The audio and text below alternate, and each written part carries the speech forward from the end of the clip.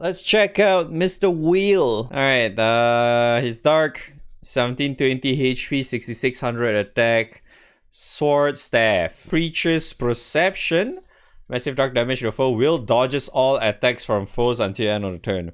Wow, at the end of turn only? What the hell, so shit. Retribution, 4 hit dark damage to a foe, hit to multi-attack rate stackable, delay, additional effect while pardoning is in effect.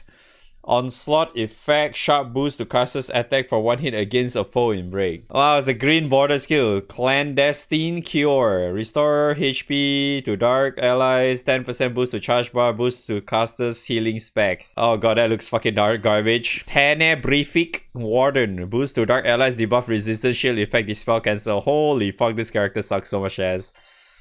Lover of monsters. More likely to be targeted. Sharp boost to dodge rate.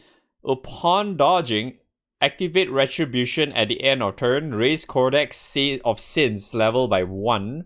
Max is 3. While Codex of Sins level is 3, pardoning effect to will and cooldown for all skills. Codex of Sin level resets. While pardoning is in effect, deals triple attacks, 8 hit dark damage to a foe after normal attacks and remove 1 buff. Confess, my child. Activate Clandestine Cure when a foe uses special attack. Sure. TLDR, he just needs to dodge.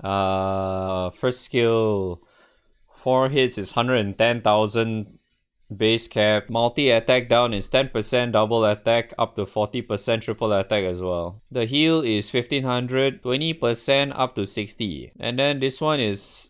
oh, this is just 100%. Okay. 100% debuff resistance. His hostility is about 40%. His dodge rate is 40% as well. So the 8 hits for this is 70,000. It seems okay, but at the same time, he just really has to dodge a lot. After 3 dodges, he gets assassin everything. Doesn't that mean he still has to dodge though? In order for him to get assassin, he needs to dodge, no? He can pair well with Ray S too. I'm pretty sure a lot of characters that is an attacker can pair very well with Ray S2. But what I didn't really understand while reading his thing is that he says that his Codex of Sins gets fucking reset. That pardoning has like a X amount of turns or something? Because they never really mention it here. Because I don't understand why is it resetting. Because it's like if it's resetting, it doesn't really do anything, is it? Because like I feel like the reason why it resets so you can get it to 3 again.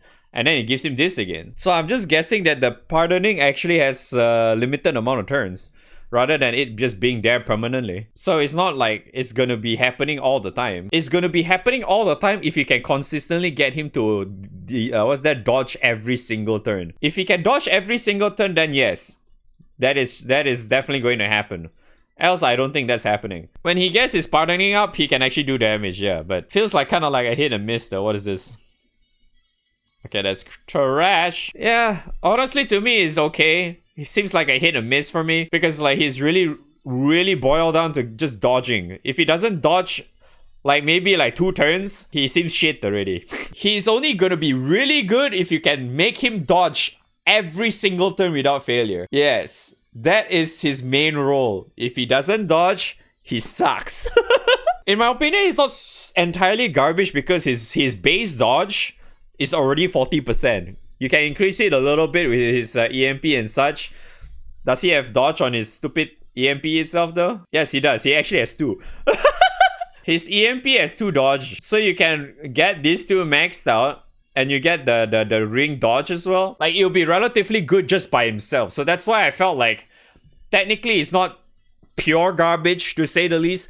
But I feel like at the same time I wouldn't really level this though. Because his hostility is quite high already.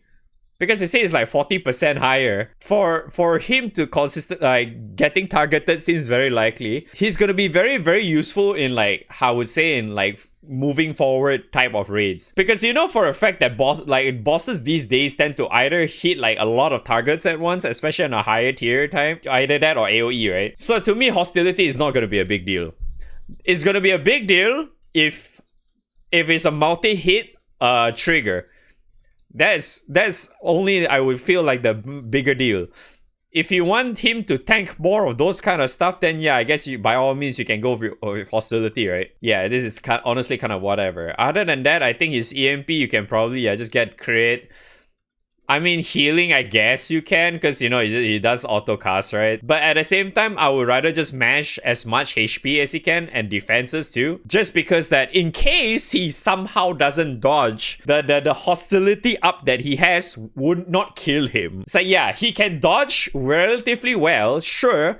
But what if he loses? What if you lose that RNG, right?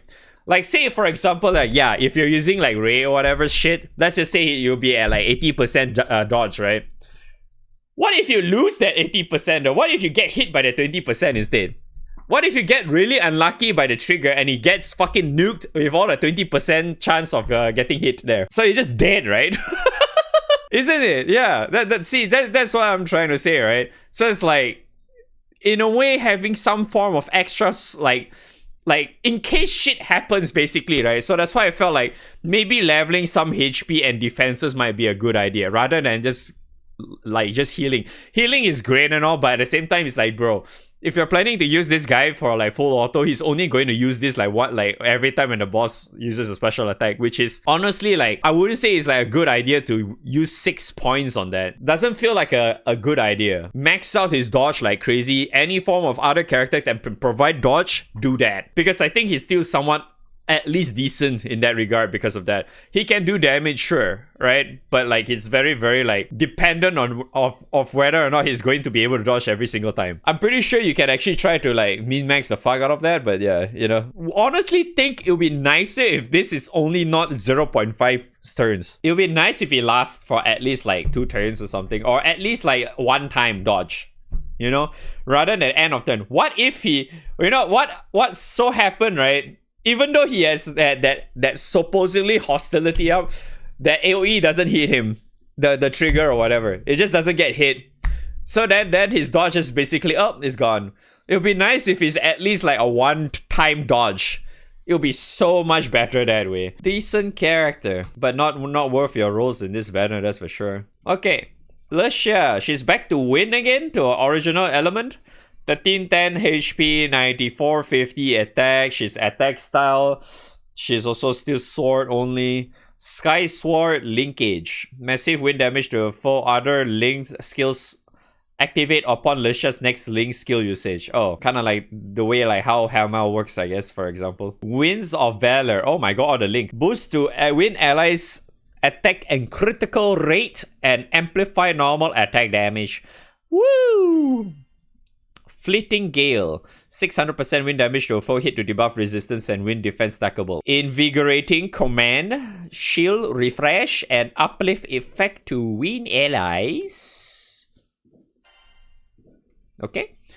Bonds of White Wings. For every 6 triple attacks by wind allies, 1 turn cut to wind allies link skill could... What?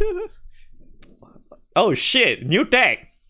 Raise Ease level by 1. When Ease level reaches 5, 1000 wind damage to all foes.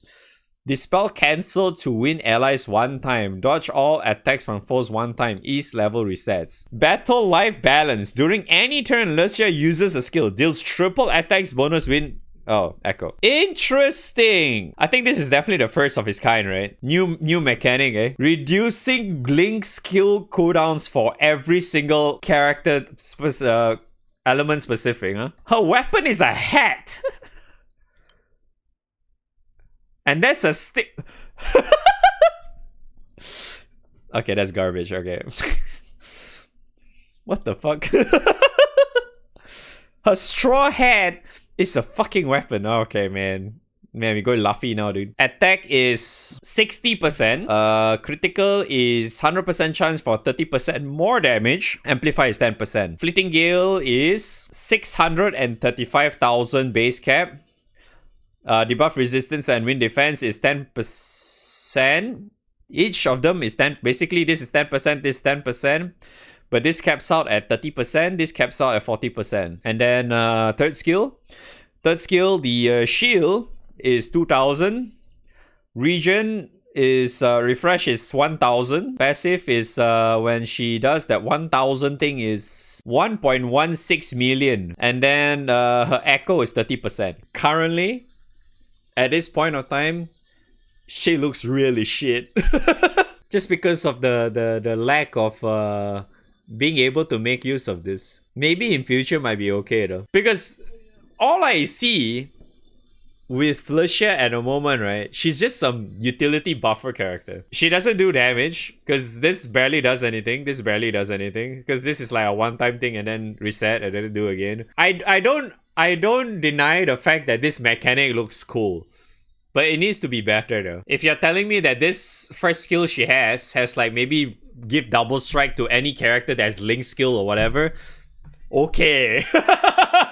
We in there, man. But now it's kind of like whatever. Like in comparison to Will, I still see at least Will has like a bit more potential over her. This one is like you're really reliant on whatever is gonna happen in future, much in the future. Whenever like whatever link shit that Win is gonna get in the future. I'm very skeptical with this. I'm all in.